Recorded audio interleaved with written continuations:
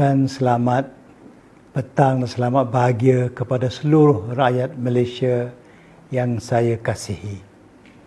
Saya ambil kesempatan ini untuk bercakap terus kepada saudara-saudari, walaupun ini merupakan kali pertama saya berbuat demikian, tetapi saya sudah pun berkhidmat sebagai ahli Dewan Rakyat di Parlimen Malaysia hampir 50 tahun sekarang, terus menerus. Dan saya rasa sampai masa saya mengambil kesempatan ini untuk meluahkan perasaan saya mengenai apa yang berlaku dalam negara setakat yang sempat saya bicarakan dengan saudara-saudari pada petang yang bahagia ini. Saya tak pernah saksi apa yang dapat dilihat dan apa yang dapat dirasai di akhir-akhir ini. Saya telah melalui banyak peristiwa dan saya ini penuh dengan pengalaman. Setakat saya ini terdedah kepada peristiwa-peristiwa yang berkenaan. Tetapi di akhir-akhir ini saya rasa bimbang. Bahkan bukan bimbang, saya rasa takut dengan masa depan untuk kita semua yang masih ada di Malaysia. Apatah lagi bagi mereka yang mengharap kepada sesuatu yang baik untuk masa depan negara kita. Saya menyatakan ini kerana apa yang berlaku akhir-akhir ini amat mengunsingkan saya. Bahkan bukan mengunsingkan saya seorang. Banyak kawan-kawan saya dan kenalan saya di merata tempat telah menzahirkan perasaan yang sama. Bimbang, takut dan sebagainya. Kerana apa yang mungkin berlaku kepada negara. Macam-macam boleh difikir. Tetapi saya sendiri nak kongsi perasaan saya dengan saudara-saudari di majlis yang kita dapat temui pada hari ini. Saya telah ikuti banyak perkara yang berlaku. Nombor satu, kita mengalami ancaman penyakit coronavirus yang digelar sebagai COVID-19.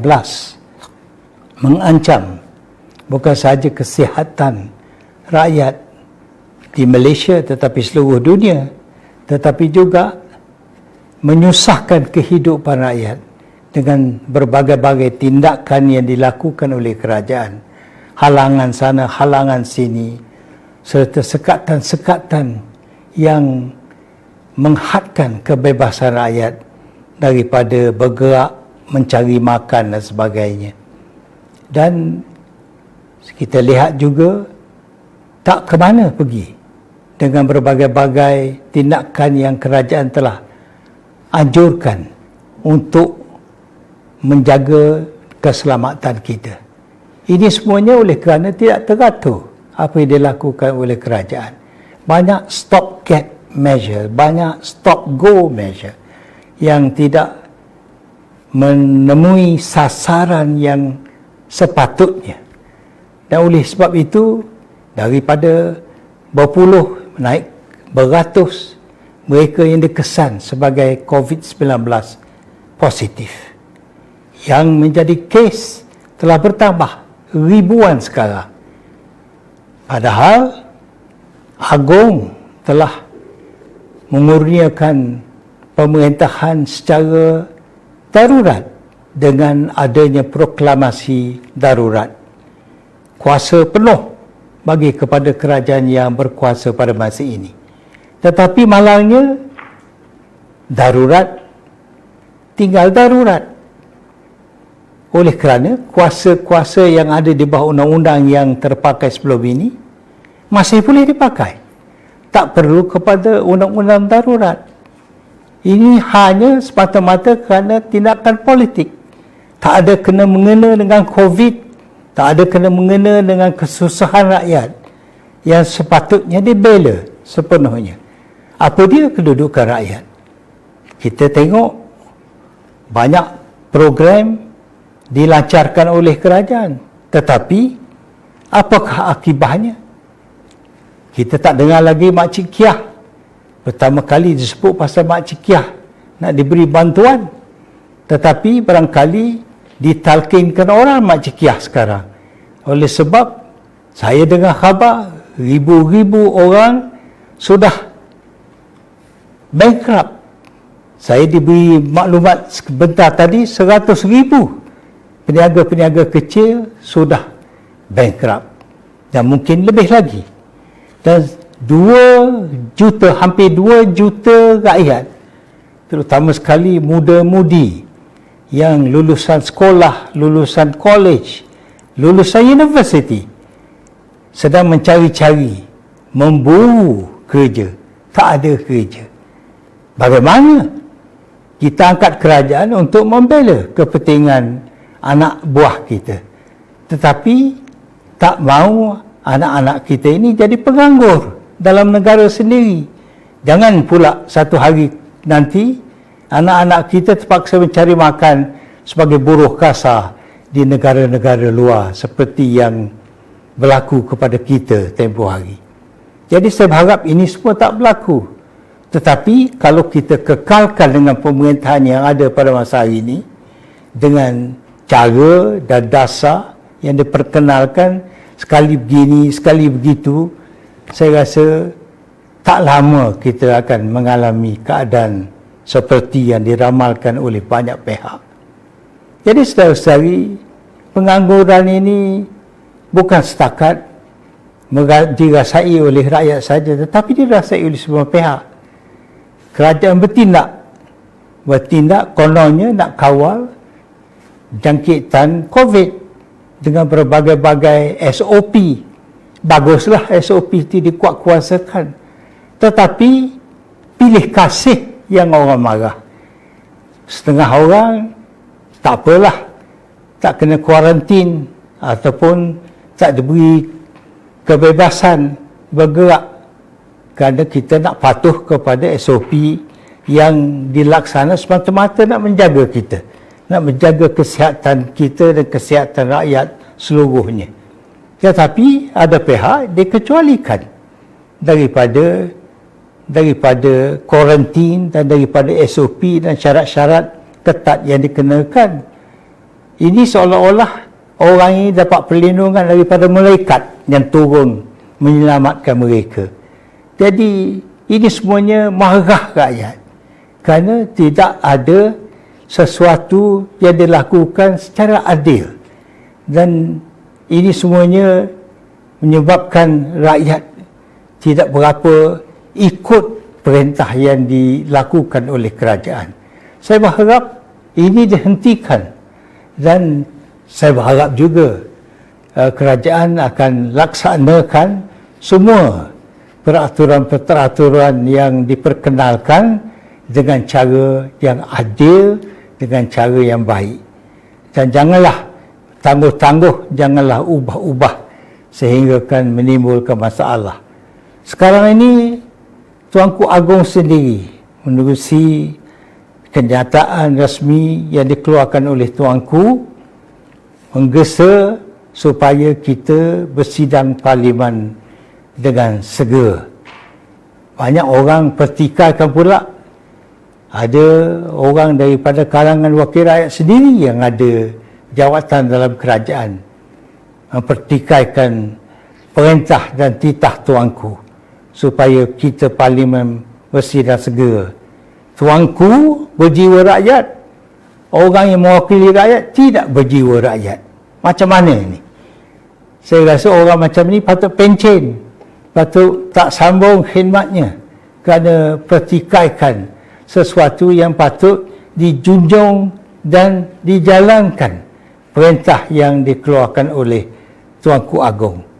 Dan Tuanku Agong mendapat sokongan senada dengan titah Tuanku daripada raja-raja Melayu yang datang khusus untuk mendengar taklimat, untuk mengambil tahu hal rakyat, apakah tindakan-tindakan perlu yang patut dilakukan oleh raja-raja kita di merata tempat seluruh negara. Tuanku Agong mahu tengok Parlimen bersidang seberapa segera yang boleh, tetapi dipertikaikan bukan oleh satu pihak, banyak pihak, tetapi tidaklah daripada golongan kami yang mahu lihat Parlimen bersidang dengan segera. Saya lewat sikit datang tadi kerana saya menerima nasihat secara bertulis daripada orang yang menasihat saya dari segi undang-undang. Jadi saya dinasihatkan bahawa Tuanku Agong dan Majlis Raja-Raja berhak mencampuri dalam soal apa yang dilakukan oleh mereka dalam majlis perjumpaan baru-baru ini, dan tak boleh sesiapa melarang ataupun menghad tindakan Tuanku Agong dalam hal ini. Sebab saya nak baca dalam bahasa Inggeris kalau izin. Neither the Prime Minister nor the Cabinet has any powers in the Constitution or any law to fix a date, delay or interfere with the request of the rulers. The operative words are segera bersidang.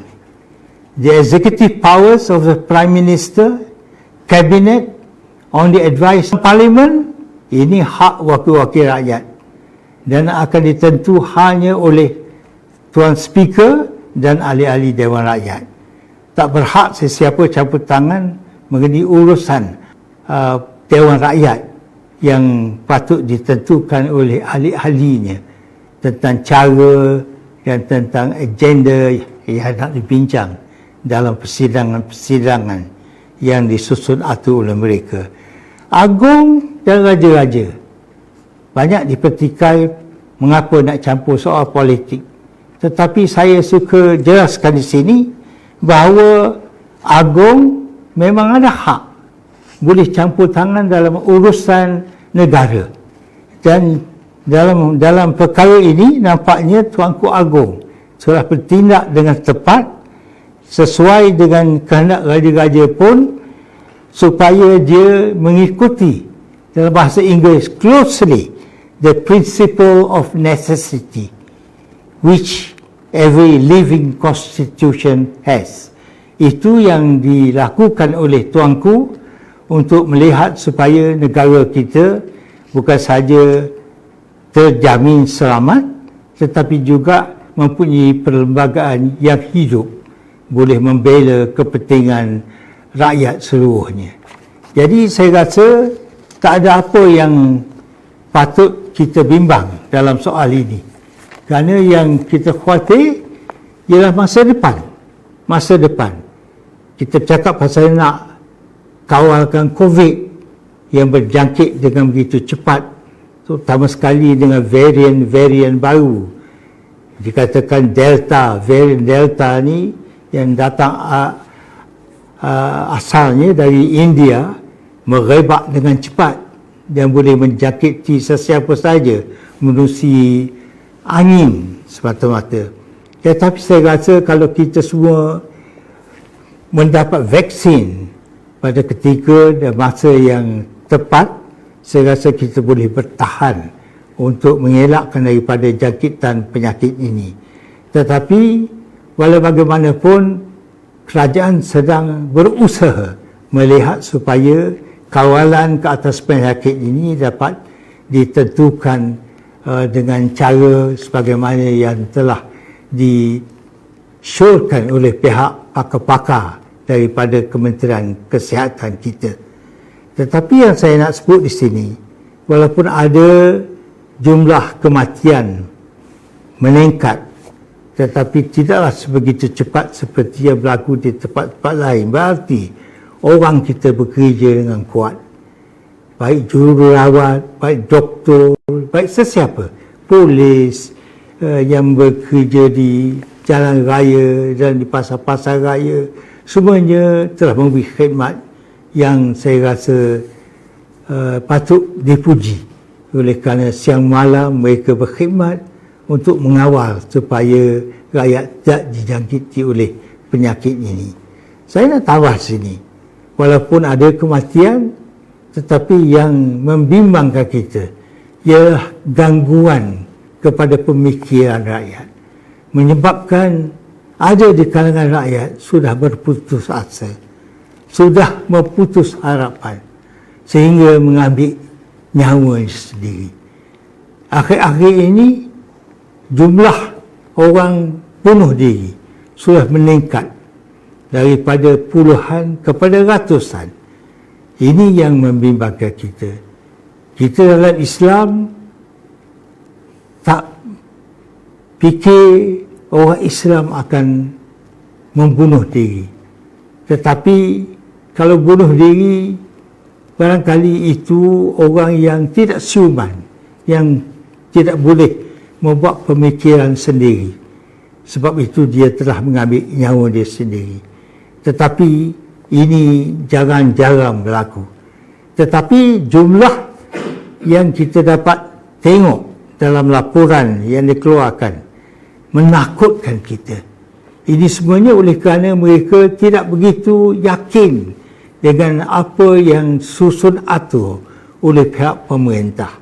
Yang kita bimbang, kalaulah tidak cepat-cepat bertindak untuk mengawal perasaan ini dan mengubati mereka yang sakit jiwa, sakit otak, saya rasa takut ia merebak dengan lebih luas. Trauma yang dirasai oleh mereka di kalangan muda-mudi akan membawa kesan yang tak baik kepada generasi akan datang. Dan ini akan meninggalkan kesan yang buruk kepada negara. Jadi bagaimana kita nak guna tenaga ini untuk memulihkan keadaan dalam negara, terutama sekali di bidang ekonomi. Jadi saya besar harapan, bertindaklah dengan cepat. Saya berharap Tuanku Agong, saya berharap Tuanku Raja-Raja akan memberi pertolongan supaya tindakan-tindakan ini dilakukan dengan cepat untuk menyekat kemarahan penyakit yang orang bunuh diri dan sebagainya. Saya nak akhiri pesanan saya ini, kalau diizinkan, mendapat sokongan daripada orang ramai. Sama ada orang ramai setuju tak setuju. Ahli-ahli parlimen mendesak sebagaimana kehendak Tuanku Agong supaya parlimen bersidang dengan seberapa segera yang boleh. Kita mahu parlimen bersidang sebelum tamatnya darurat pada 1 hari bulan Ogos. Jangan kita tunggu sehingga bulan Oktober, bulan lewat pada Oktober. Itu bukan dia. Ini bukan lagi soal nak kepada kuasa nak kawal COVID, tetapi nak kawal benda lain yang tak ada sangkut paut dengan kedudukan rakyat di Malaysia ini. Saya minta saudara-saudari yang mengikuti rancangan atau program ini menandatangani petition yang disiar, yang dikemukakan kepada saudara-saudari, menandakan sokong kepada gesaan supaya menyokong kita mengadakan sidang parlimen dengan segera, kalau boleh dalam bulan akan datang ini, insya-Allah. Terima kasih.